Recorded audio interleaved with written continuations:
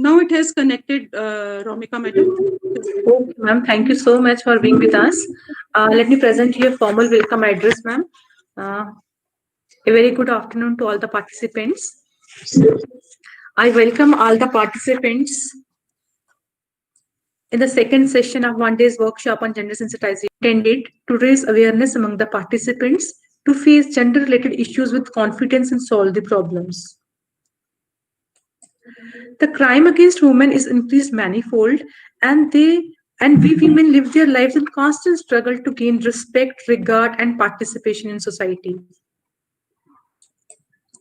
The increase in the number of distressed call of women during current pandemic has raised so many questions before us, that we are not even safe in lockdowns, and what where we are heading to, and what is the fun of so much technological and cultural advancement if half our population is marginalized, victimized, and traumatized.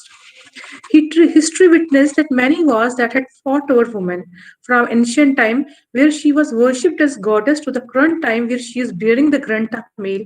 There is need to know deeper insight. To know more about struggles of Indian women, Dr. Sindhu Kapoor, Dean Faculty of Social Sciences, Cluster University of Jammu, will deliberate upon the topic Indian Feminism, a Perspective. Dr. Sindhu Kapoor is teaching history as Senior Associate Professor in Higher Education Department of Jammu and Kashmir. Topper throughout, she accomplished her graduation from Government College for Women, Parade, Jammu, and set new record at Bachelor of Arts level in 1994. She has completed her post-graduation from the PG Department of History, University of Jammu in 1996 with first class. In 1998, she qualified UGC NET examination, and in 1999 completed her post-graduation diploma in journalism. A recipient of various scholarships, Sindhu Kapoor was awarded gold medals, which included Maharani Yeshoraja Lakshmi Gold Medal and Dr. S. Radhakrishna Award for the year 1993-94 by the University of Jammu. She is author of two books on history of Jammu and Kashmir. She has attended various international and national youth summits, camps, workshops, and seminars. She has also a number of published articles to her credit. Currently, she is working as Dean, Faculty of Social Sciences, Cluster University of Jammu, devoted to the cause of popularizing and documenting the cultural heritage of the region. Not taking much time, I request ma'am to illuminate the participant with your knowledge and learning. Ma'am? Thank you so much, Dr. Romika Sudan. It is indeed my proud privilege today to be here amongst you, whereby you have organized this one-day workshop, national workshop on the topic gender sensitization. At the outset, it is my pleasant duty to express my gratitude to your esteemed principal, Madam Sumeru Sharmaji, and the whole organizing team of the College of Engineering and Technology for having organized and making me part of this great mega event of the day.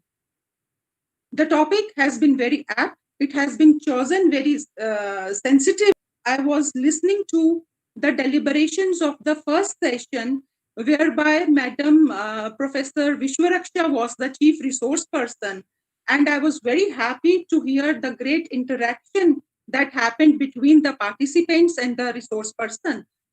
She definitely has already illuminated a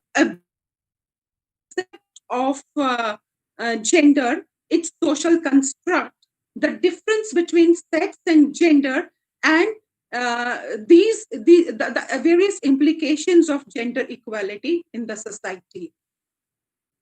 It gives me also immense pleasure to share the platform with my dear friend Vishwaraksha, who is definitely a great orator, which I know since my college days, at aspect. And for the sake of convenience of understanding, I have divided the paper into three different parts.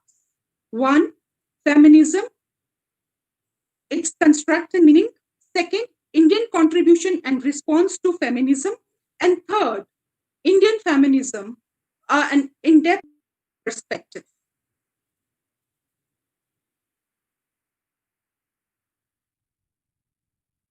Done by Dr. Vishwaraksha so very beautifully he has already laid the foundation of this very workshop, so making my job much easier and making me much comfortable when I have to begin with the second session of this one-day national sensitization. Friends,